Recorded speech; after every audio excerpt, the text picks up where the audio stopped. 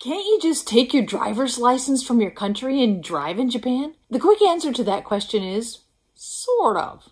Or maybe yes and no. What does that mean? And if you can kind of do that, then why did I spend 3,000 US dollars, which is about 300,000 yen, to go to Japanese driving school? The answers and explanations to these questions coming up.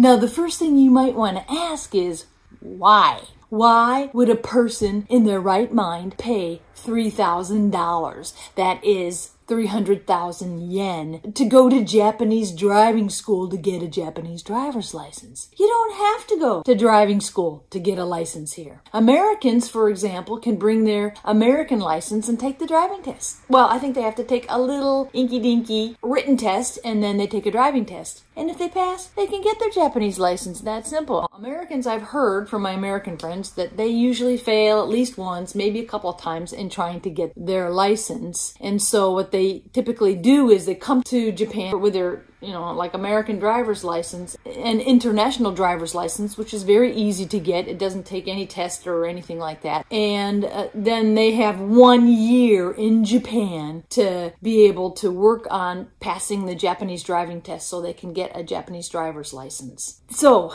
you can do that, right? And that was my plan. But to make a long story short, I couldn't, for the life of me, pass the driving test in the States to be able to get a driver's license. I could pass the paper test, no problem, did that, no sweat. But then getting past the driving test was the challenge. And it had been many years since I'd had a license. My license expired because I was like 4 years in a row when I was out of country. It was 2010, I think, my last American driver's license expired, and then my Kenyan one expired in 2012. And it was back in those days before, at least the state that I was in, you couldn't renew online at that time. Maybe you can now, I'm not sure. Anyway, I couldn't pass the driving test in the United States, even after 25 years or so of driving experience. Why not? Well, the problem was 25 years or so of driving experience. Bad habits. Different habits from living in different places. I gave up after about 7 weeks of trying to get that stinking license. I finally decided to ask my future employer in Japan, who is now my current employer, if I could come to Japan and go to the driving school to get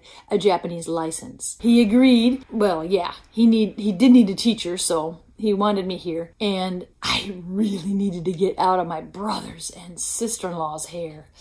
Oh, those poor people. So, I didn't have a current driver's license, and my job required one. That's why I needed to go to Japanese driving school. If you do have a driver's license, you'll have to check and see what the exact requirements are for your country. Apparently, many countries have an agreement with Japan, as well as the states of Maryland and Washington in the U.S., and they can get a Japanese license without a written test, or a driving test even. They apparently need just an official translation of their license, which appears to be not super tough to get, and they need proof that they've had their license for at least 3 months.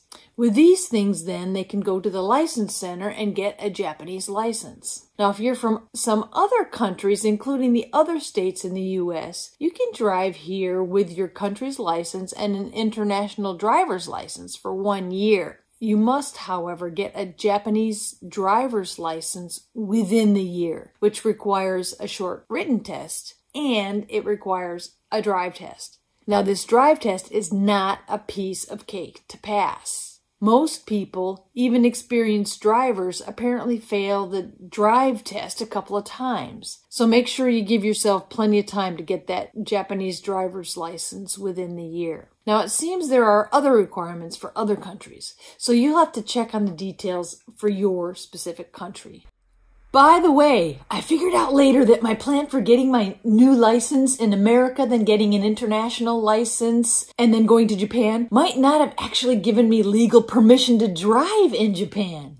Apparently, you need to have been driving with your new license in your own country or in the country that it is issued from for at least 3 months for it to be used in Japan. So when I went to the license center to get a Japanese license, that might have actually been a disaster if I'd have done that with my shiny new US license and an international license. Those first 3 months with your new license must be done in your own country or in the country that that license is issued. So, as painful as those failures during driving tests in the States were, they ended up being for the best.